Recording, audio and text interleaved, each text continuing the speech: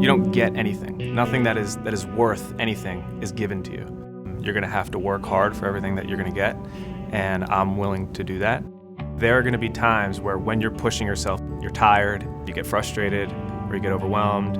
For me, it's at those critical points that it helps to define me.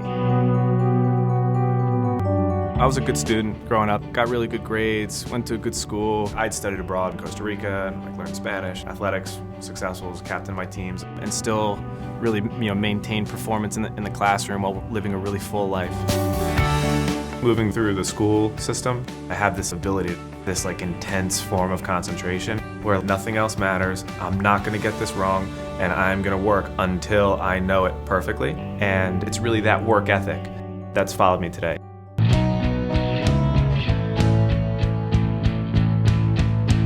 I came to power like I think most people come to their first professional experience. The real question is what kept me in power. I realized immediately, I really enjoyed the people that I was around and how they cared about whether or not I was gonna succeed or fail. When I took over the entire marketing department, I was 24 years old, and that situation was really hard. And if I was going to do that, I needed to be there all the time. I needed to understand it as well as anything. I needed to be prepared for every single meeting. And that just constant push and pull and trying to get to the best answer, regardless of who has it, was really important.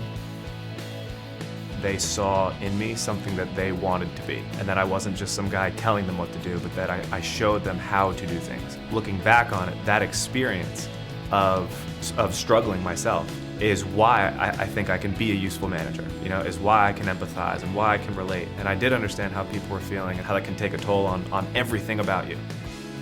It is really your example that allows you to lead. It has to be about how you behave, what you're willing to do in order to achieve your vision. I don't spend 12 hours, 13 hours a day at work just to say I'm here all day long. I deal with stuff all the time where if I don't totally know it, I let everybody else down, and that's why I work hard.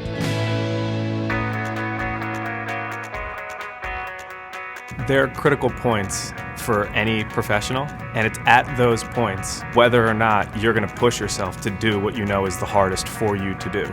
When we stop pushing ourselves to become better is the moment where we start to move backwards. There should be this fire that's burning in you where you just won't accept mediocre as an option, because there is always room for improvement. At Power, the culture today is about that commitment. I work at Power because it's made me who I am today.